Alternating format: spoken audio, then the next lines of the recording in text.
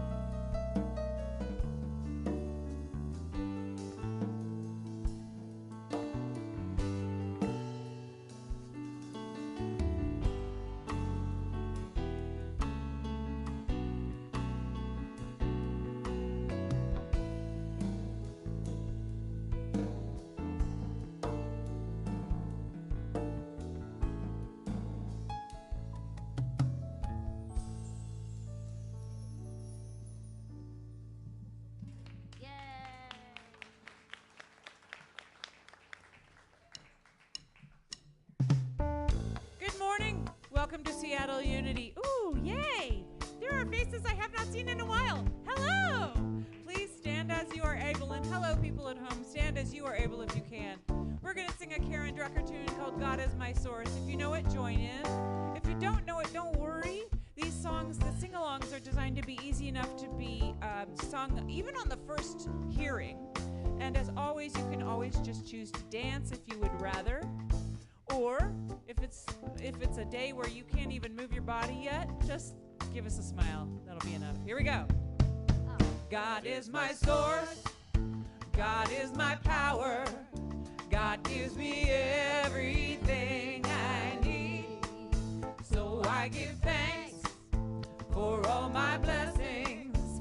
God gives me everything I need. All right, join in. God is my source.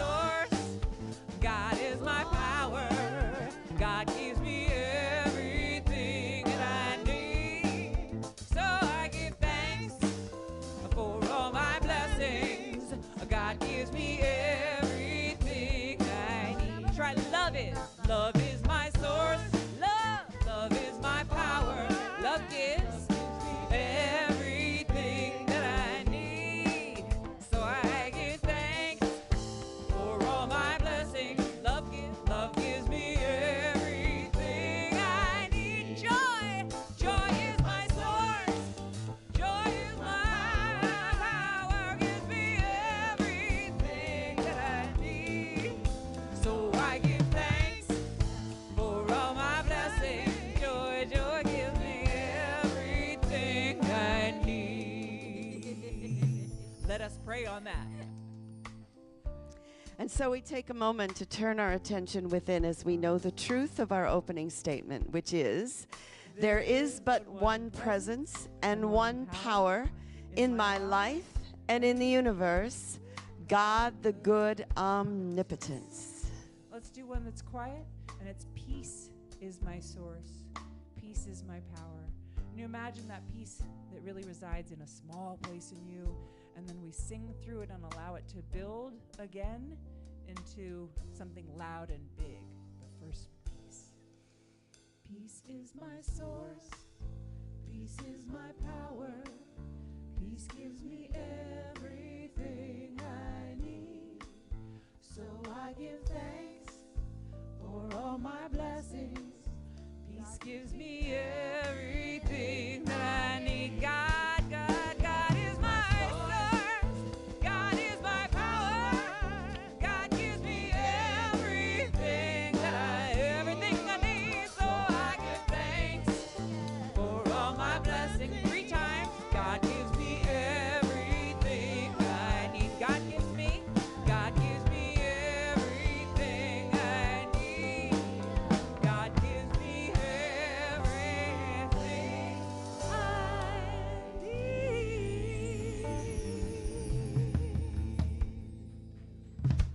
Yes, indeed. Please be seated. Good morning, and welcome to Seattle Unity, both in-house and at home. If you're at home watching, please type in where you're watching from. It's always nice to hear that. And if you have prayers, if you're home, type it in the chat box. If you're in the room, the prayer box is out in the lobby, so we can all check that out. So a couple of announcements. There still are a few Mariners tickets left. And we're going on June 18th, and they're $25 each. And next Sunday, I'm participating in an interfaith conference that's led by the Kriya Yoga Center, and it's going to be held at the United Methodist Church in Bellevue. So that's from 4:30 to 6:30, and you're welcome to attend. That said, let's all stand and greet. Oh, no, wait. I did not do our vision statement. I get things out of order, you know. All right, let's say this together. We are an accessible and inclusive spiritual sanctuary for all ages and stages of life. We offer spiritual practices and a community that honors diversity and self-empowerment. We co-create a world that works for all. Can I get an amen on that? Yeah, let's do it. All right, now let's greet one another and watch the announcements.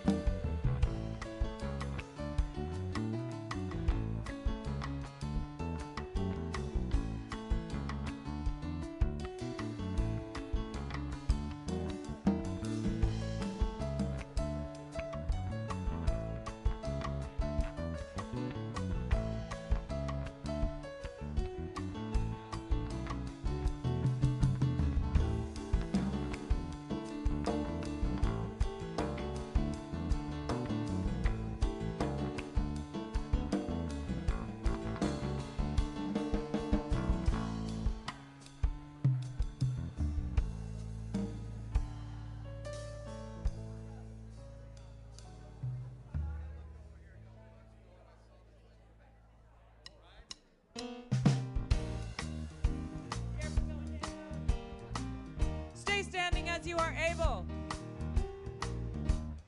We're going to do another one. Now, this is an old-time traditional gospel tune, right? I know. It's from like, early 1900s, I think. It goes like this. I am blessed. I am blessed. Every day of my life, I am blessed, blessed, blessed, blessed, blessed.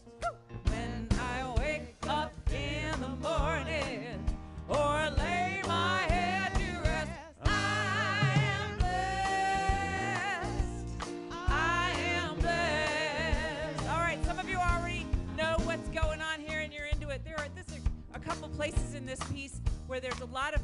an opportunity. First, you can be clapping, and you don't have to do necessarily perfect 2 and 4. You can do 1 and 3.5. I don't care. Whatever you want. I know. Just try and count. But there's a section where you go bless, bless, bless, bless, bless, and I like the snap across. But you can do whatever you want. You can Macarena. You can point to the people who are your blessings. Bless, bless, bless by you, Doris. By you. Every day. You can do whatever you want, and then there's another one at the end. I am blessed, where I'm like, woo! Right? So that's your opportunity to throw your hands over your ears. Doing that changes your blood pressure enough to change your mood, which is crazy easy. Don't you wish somebody told you that? Like, are you in a bad mood? Yes! But not much anymore. Ready? 1, 2, 3, 4. I am blessed. I am blessed every day of my life. I am blessed, blessed, blessed, blessed, blessed. When I wake up in the morning or lay my head to rest, I am blessed. I am blessed. Let's take it up. Oh, I am blessed. I am blessed every day of my life. I am blessed, blessed, blessed, blessed, blessed. When I wake up in the morning or lay my head to rest, I am blessed. I am blessed. Take it up one more time. Oh, I am blessed. Yes, I am blessed. Every day of my life, I am blessed, blessed, blessed, blessed, blessed. When I wake up in the morning or lay my head to rest, I am blessed. Do that again, do that again. I am blessed. One more time, one more time. I am blessed. I am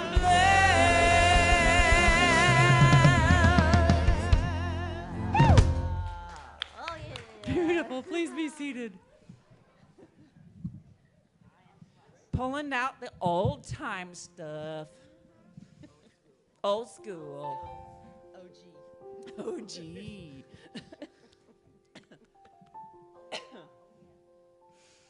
That whole front part of the service is designed to help us make sure that we're awake and blood's moving, so hopefully you can feel the breath moving in your body now. And when you are seated down in the chair, there's a bit more of you here, right? There's a bit more of you in the room.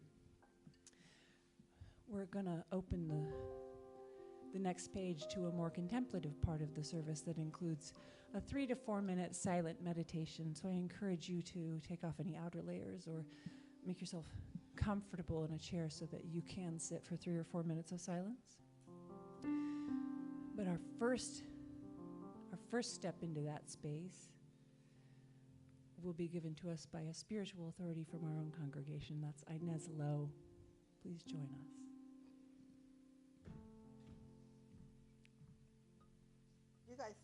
You guys sound great. Well, good morning. Good morning. From the book Healing Letters by Myrtle Fillmore. The only way to become permanently prosperous and successful is through quickening, awakening, and bringing to righteous use all the indwelling resources of spirit. When we develop our soul and express its talents and capabilities in loving service to God and humankind, our temporal needs will be supplied in bountiful measure. We have access to the realm of rich ideas. We enrich our consciousness by incorporating these rich ideas into it. A rich consciousness always demonstrates prosperity. We must depend wholly on the inner kingdom of supply and the indwelling Christ. For this inner way is the only way to receive permanently. We are to cease depending on outer material avenues for prosperity. Because when we look to the outer, we look away from the one source that is within us. Prosperity is the result of complying with laws that are revealed by spirit of trust within. Spirit of truth. Well, trust too. But spirit of truth within.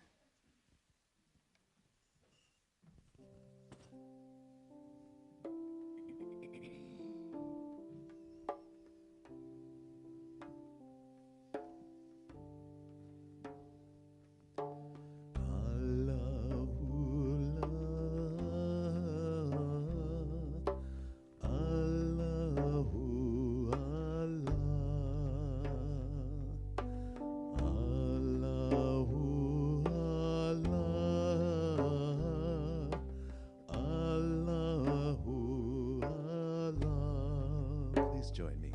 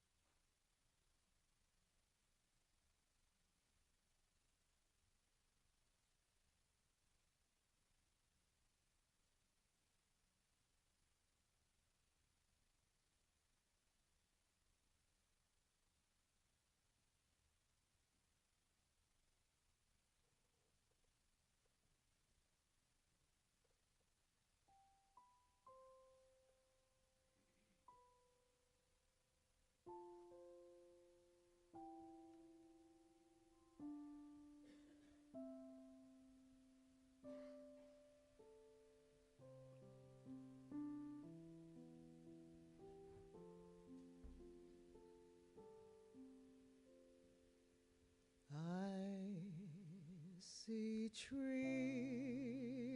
of green, red roses too.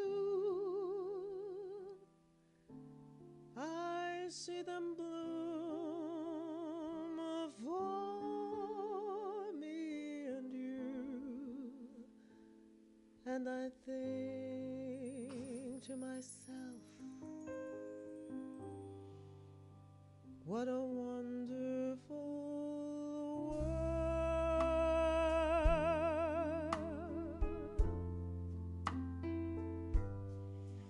I see skies of blue and clouds of white, the bright blessed day and the dark sacred night. And I think to myself, what a wonderful world.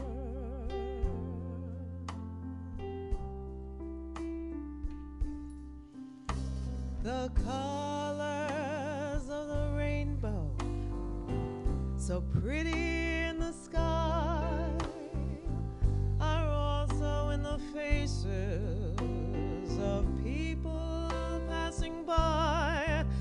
I see friends shaking hands, saying, how'd you do? They're only saying, I love you. I hear babies cry, and I'll watch them grow. They'll know so much more than I'll ever know. Still I think to myself, what a wonderful world.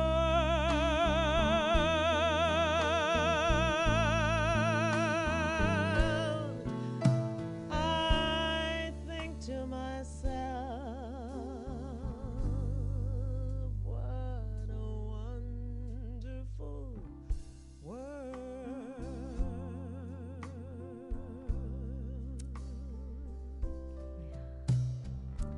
Hey, Levon. Hey, what, Zahara? You know I really do love this song very much. Yeah, I really do. And, you know, this song is mostly to do with seeing. You're right. And so, I have, my very own version of it. Is it okay if I share it with you? Please do. Oh, yay.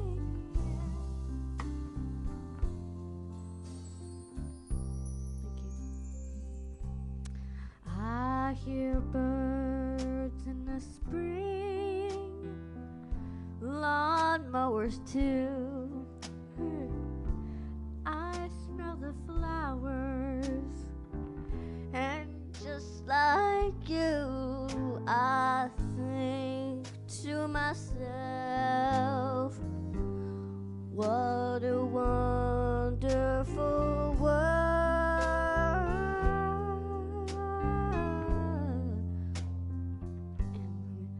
I feel the sun on my face, the sand in my toes, a ripe avocado, my little dog's nose. Yeah, I think to myself, what a wonderful world.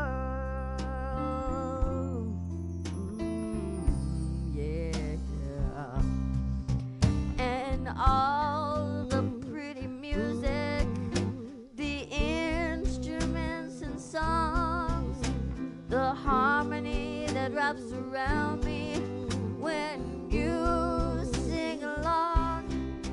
I see friends shaking hands, saying, how do you do? They're really saying, I love you. And oh, baby,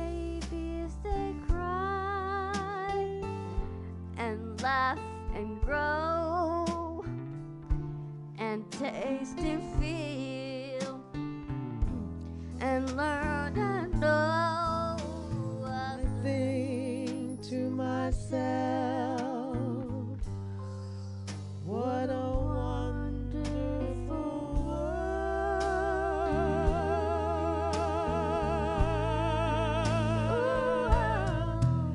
Yeah. I think to myself, what a wonderful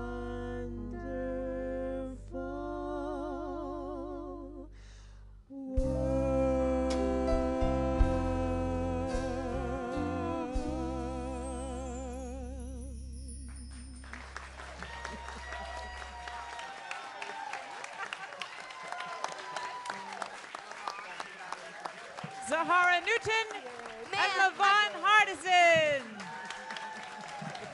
I can't even believe how sweet you are. You made my day.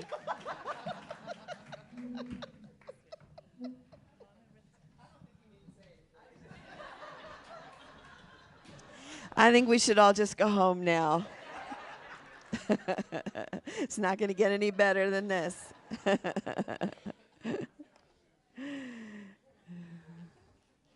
It's a heart opener, isn't it? Yeah.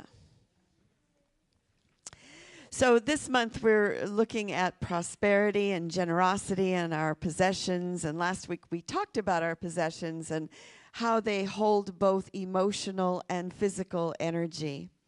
Because if we let it, our possessions can weigh us down. They represent energy that can get stuck if we hold on to it too much. And last week, you know, in the cycles of life, it's the toddler area where you're saying, mine, this is mine, this is mine. And so it's a continuation from then on after that. So we're going to have two classes this month in regards to prosperity, and one is about clearing clutter and opening space in your life, and that's going to be on May 18th on a Thursday night, one session. And then James Tierney and I are going to lead Spiritual Laws of Prosperity for starting on May 17th for 4 weeks. So we invite you to sign up for that in the lobby. So we know that prosperity cannot be measured just by how much money we have. It is in our ability to give and receive. It's in our ability to use the divine ideas that we have. It is our values. It is our resources. You know, one way to look at what it is we value in life is to look at our checkbook, right? And to see what it is we're spending money on, because chances are that is what we value. And we have both inner and outer resources. So our outer resources are things that we have outside of ourselves. So that includes things like money, it's time, it's our talents, it's knowledge, and it's our relationships. So we have all kinds of outer resources. We have social resources.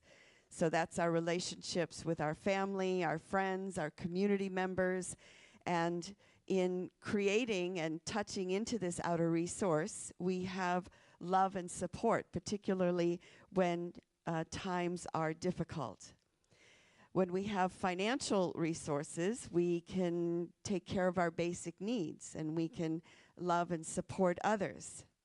If we're sick or injured, we have physical resources that can help us get back into shape and get healthy again. So we can acquire all of these outer resources through our work, through our relationships, and through our interactions with the world. We also have inner resources. I want to just focus on these two for a second. So imagine that you're in a foreign country and that you have no passport, you have no money, you have no credit card, you don't speak the language, and you don't have a map. How do you feel?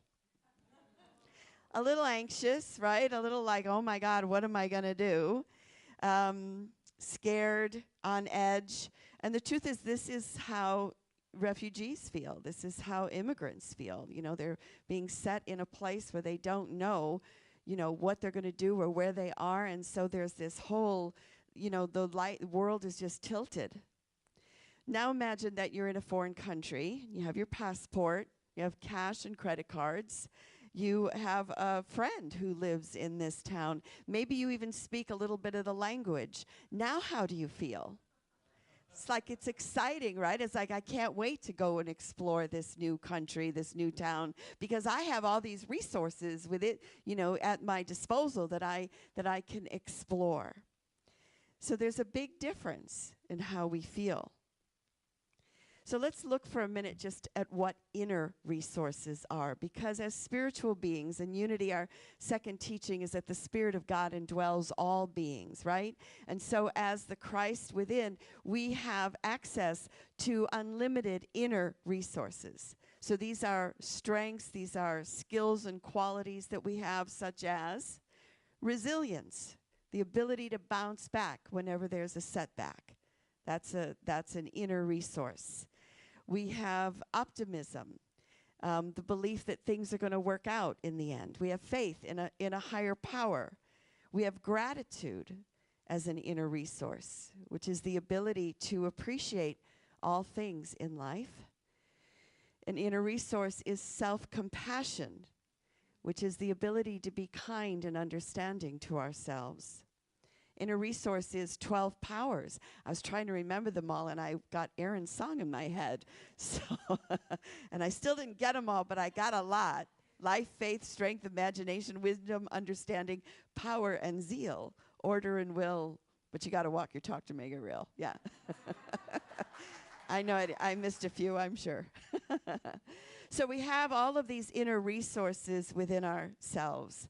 And inner resources are developed through our experiences and our interactions with the world, because we can learn to strengthen our inner resources when we practice self-care, when we challenge ourselves.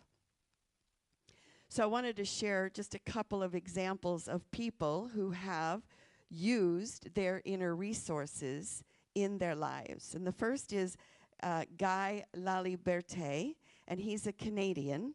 And he is the founder of Cirque du Soleil. And he started Cirque du Soleil by playing the accordion, walking on stilts, and eating fire on the streets in Montreal, I believe. So he came to LA, and he brought his troupe to LA to participate in the Los Angeles Arts Festival in '87. And none of them had a return ticket. They didn't have any money. And the circus group was eventually brought to Las Vegas, and of course they became the world-famous Cirque du Soleil. Anybody ever seen Cirque du Soleil? I mean, really, it's incredible. Oprah Winfrey is another example of someone with inner resources. She was born very poor in Mississippi, and yet she got a scholarship to Tennessee State University. She became the first African-American TV correspondent at the age of 19. And of course, we know her from the Oprah Winfrey Show, but she has had so much influence, so much positive influence on our culture. Selena Gomez. Her mother had her when she was 16 years old, and they were so broke that she said that it was the norm for them to run out of gas. And so they would be sitting by the side of the road with no gas in the car, and she said then they would just pour through the car looking for quarters and dimes and things that they could use to put a little bit of gas in the car.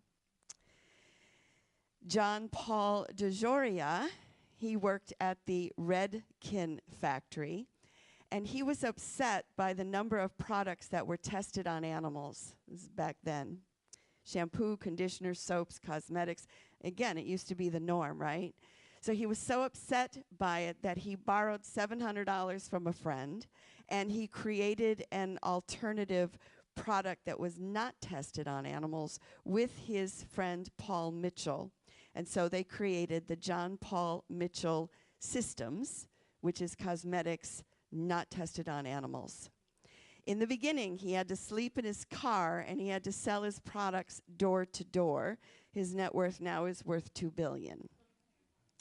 So divine ideas, talents. Each person used their inner resource to reach out into the world, even if they didn't have a lot of outer resources at the time, right? So the Cirque du Soleil, the Oprah Winfrey Show, and with the Paul Mitchell, right? It's like now I don't know that there are any companies that test on animals, because maybe there are, but it's become so not the norm. It is so not cool. It is so not the thing to do. Yet before this, it was. It was just what people did. So there's many blessings about having money, right? You're probably not going to argue with me about that. Obviously, money can help you meet your basic needs like shelter, clothing, health care. When you have enough money, you can do other things in life. You can focus on your career, on your relationships, on your hobbies. It gives you a sense of security.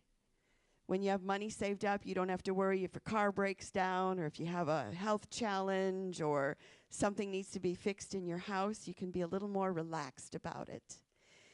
It can help you achieve your goals. If you want to buy a house or start a business, it can help, or travel, it can help make your dreams a reality. You can help others with money, right? When you have money, you can donate to charities, you can volunteer, or you can help your friends and family that you know that are in need. So that's great. Those are the great things about having money. So now let's just go to what it's like when you don't have money. Here are some of the stressors when we experience a lack of money. So how do you feel when you're in debt? I know for me, I immediately stop breathing, right? When you start thinking about, there's not enough, or it's in the red, and it's like, I can't breathe.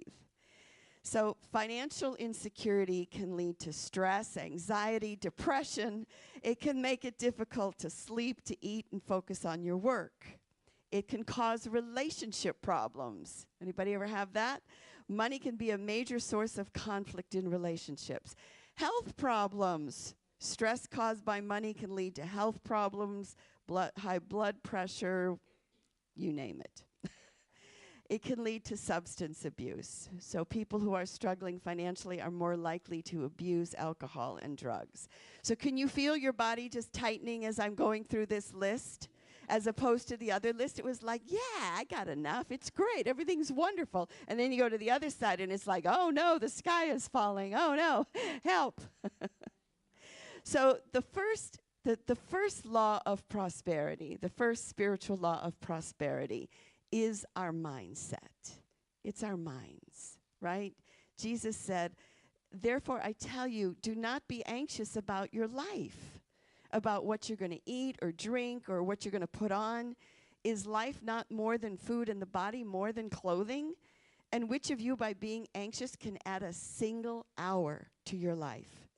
Therefore, do not be anxious about tomorrow, for tomorrow will be anxious for itself. Sufficient for the day is its own trouble. So the first law, he said that, the first law is watch your mindset.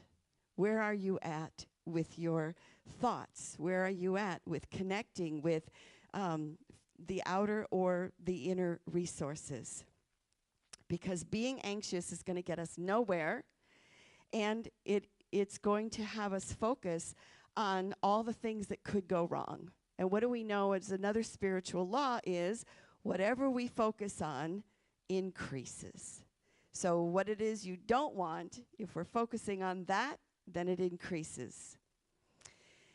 So it's difficult to solve financial problems when we are consumed with worry. So that's the first thing. Let it go. And when that happens, it's time to stop and look at what we do have. And again, we're getting back to resources. Mark is counting people, so just so you know what he's doing. And the perfect prosperity story, I think, in the Bible is the feeding of the 5,000. And I know that you know this story and you've heard it before, but it's a perfect example of how to deal with financial stressors. So in Matthew 14, as evening approached, the disciples came to him and said, "This is a remote place, and it's already getting late. Send the crowds away so that they can go to the villages and buy themselves some food. So Jesus has been teaching, he's been healing, he's been doing it all day. There's like 5,000 people and women and children, is what the Bible says. Sorry. And they're off in a remote area, right? So, he wants them to get to the villages and get some food because, this adoring, wonderful crowd could turn in a second, right? And then it's like, we're hangry. And Jesus says they do not need to go away. Give them something to eat. And they said, hey, we only have 5 loaves of bread and we have 2 fish. So what Jesus does next is the steps that we need to take when we are experiencing financial insecurity. He said, bring them here to me. So bring me the 5 loaves and the fish. And then he directed the people to sit down on the grass. Taking the 5 loaves and the 2 fish and looking up to heaven, he gave thanks and he broke the loaves and he gave them to the disciples and the disciples gave them to the people. And as you know in the story, it fed 5,000 plus women and children. So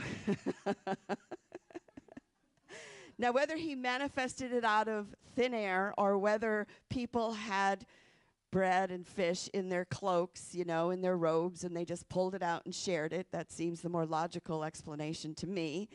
Either way, it's a miracle, right? Because it could have been like, oh no, we only have 5 loaves and 2 fish. What are we going to do? Oh no. Instead, it's like, whoa, this is what we have. Let's bless this, let's increase this, and let's share it.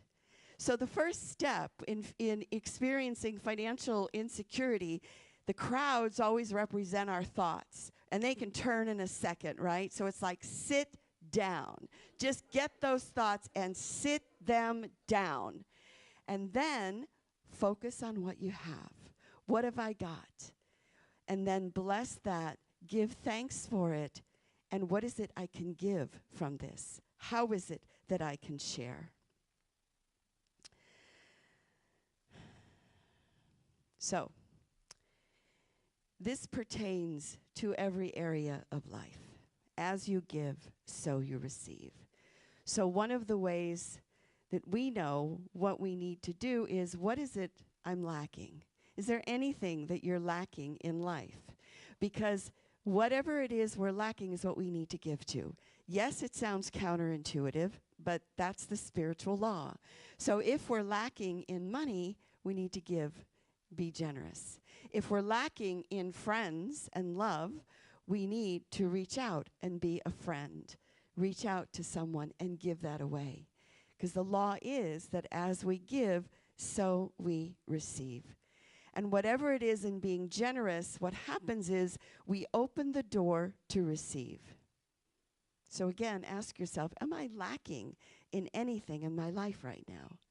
And what is it that I can give to that? So we have obviously been blessed with this new building. And the past few years, our focus has been on this, and now it is manifested, right? So we've been really focused on this. And we still have expenses that we have to cover in order to ensure its future. So we know that this is an incredible outer resource, and we have it because of the generosity of previous congregations and because of you. And for Tom Curran and different leaders that have been in our church that have stepped forward, our board of trustees, our staff. And the truth is, we're still moving into it. And we're still learning, how best to utilize it. So like our resources, we're being called now to take care of it and to be stewards of it. And we're going to be looking at this over the next couple of weeks. But the truth is, the building is only one aspect of this community, right? Spiritual community, I believe right now, is vital. Your presence here today makes a difference. whether you think anybody has talked to you even or not, your energy, your consciousness is vital to the upliftment of life, to upliftment of what we affirm here every Sunday, that there is one presence and one power in the universe, and that is God the good, to be with people of like mind. So we're rebuilding our community, and it's so important during these challenging times. I don't know about you, but it's like, you know, every day you open the paper or your computer and it's like, oh, there's another one. There's another mass shooting. And it's, we need our community. We need these supportive, positive, uplifting experiences and people so that we can continue to call out and believe that there's one presence and one power in the universe, and to stay with that. So with that, I would like to take just a minute to focus on not just even the latest shooting, but all of them that just keep happening. That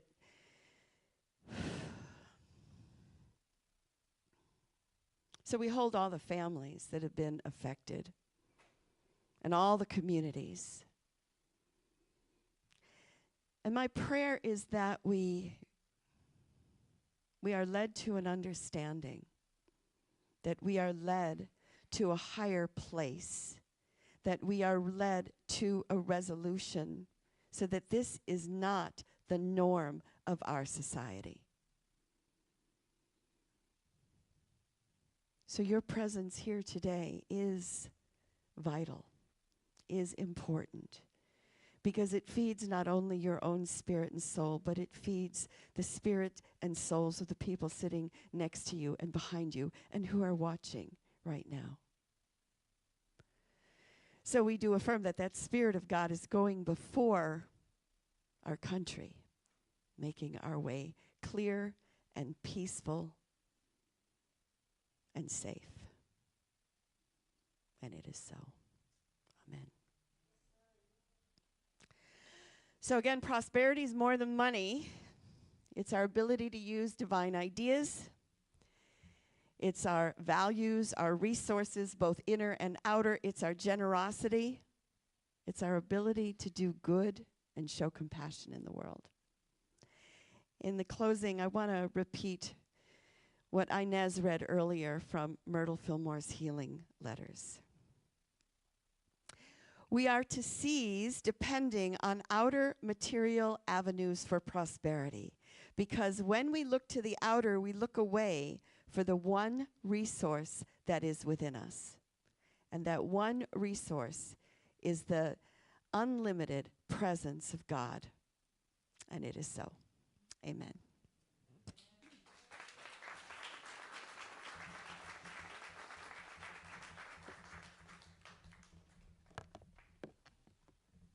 And we do have chaplains here to pray with you. So that would be Melissa and Lewis, who's in the back of the room. So if you are in need of prayer, please see them following the service. And always there's coffee and tea upstairs. You can go step out on the balcony and look at the beautiful view. The trees are amazing. So speaking of generosity and speaking of giving and speaking of prosperity, now is our opportunity to give to this spiritual community that we value and love. So let's affirm together. I give willingly, joyfully, and lovingly, knowing that God is the constant source of my supply. I give with graciousness and receive with gratitude.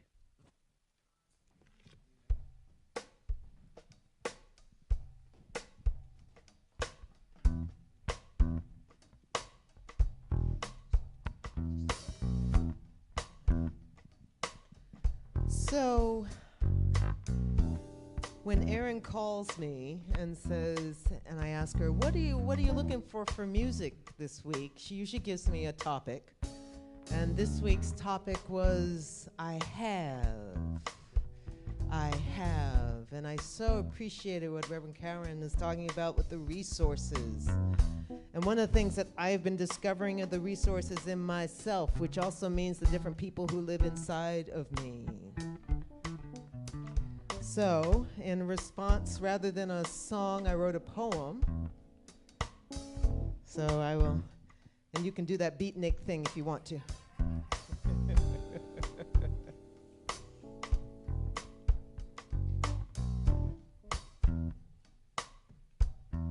I got a whole lot of people living inside of me. In this current meat bus that you see standing, before you is version 5.0 of bold, broad brownness, whose patience for nonsense is none, and sometimes is suspicious of having fun. Because the revolution is so damn late.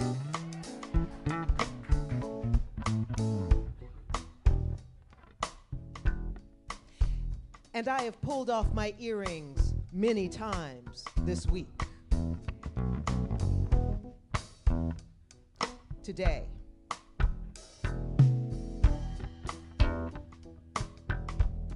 I have pulled off my earrings many times this week. And today.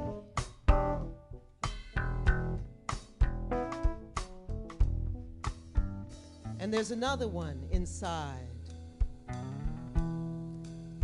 I got someone inside who is quiet and shy, concerned with what you think of the aspect of today called me. Am I okay? Do you approve? Do I give too much, afraid that you will think me a fool? Do I give too much? Am I okay? Am I a fool?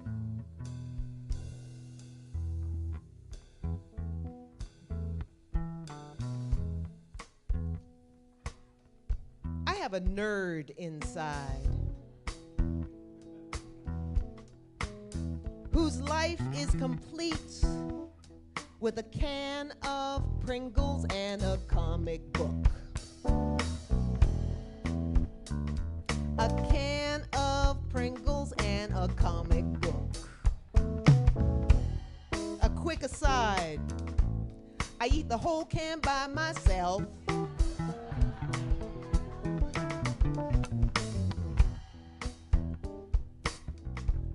And I still have dreams of having Spock as a special kind of friend.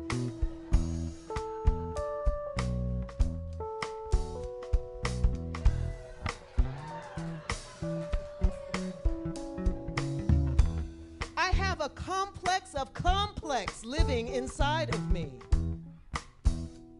I have a complex of complex living inside of me. I have complex. Fighting and trying, singing and rhyming, joying and flowing, fighting, trying, singing, joy.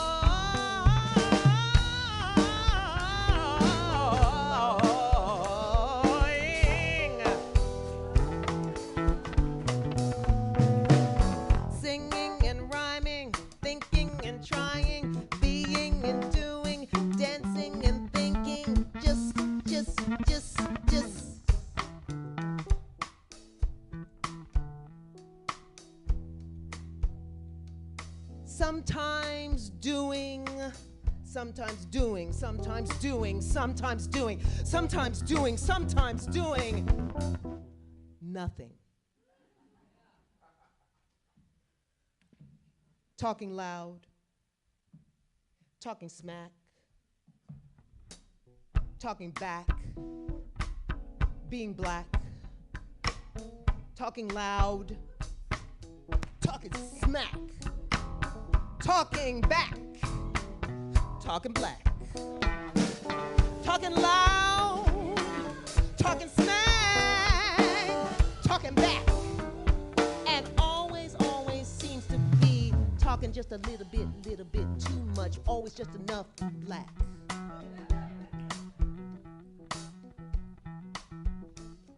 Traveling in this human suit, breathing,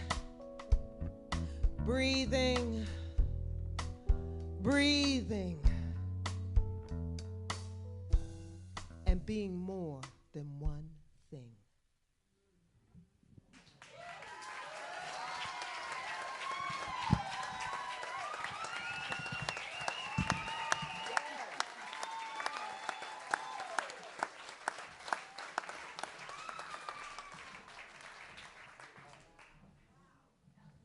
And that was written this week. I've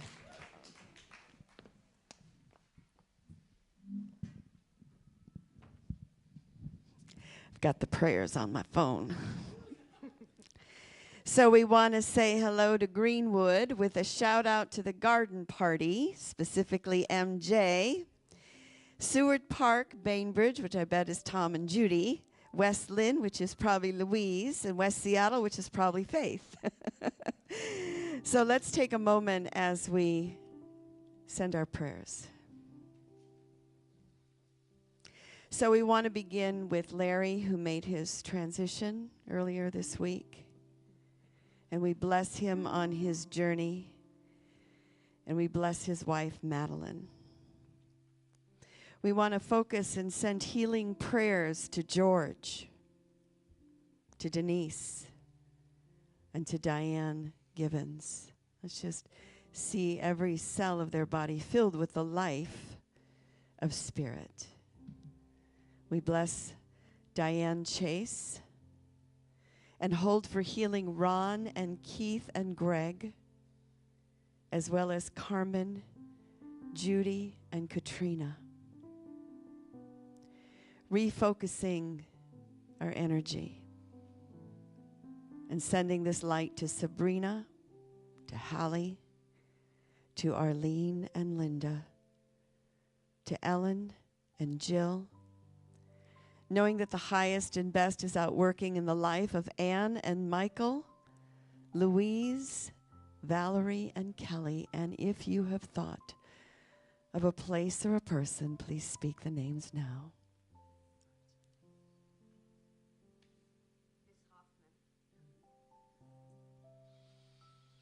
And so we affirm our prayer for protection. The light of God surrounds us. I am light. The love of God enfolds us. I am love. The power of God protects us. I am power. The presence of God watches over us. I am presence. Wherever we are, God is, and all is well. Yes, Heather. Yeah. Let's sing a closing song together. Would you stand as you are able? And you're invited to hold hands. You're also okay to say, like, not right now, if that's not something you want to do. We are in post-COVID time. So if somebody goes for your hand, you're allowed to be like, let's talk about consent. And we're going to sing Wherever I Am, God Is. We'll sing it 3 times through. Even if it's new to you, give it a shot. Let's try. Here we go. Ready? Yeah.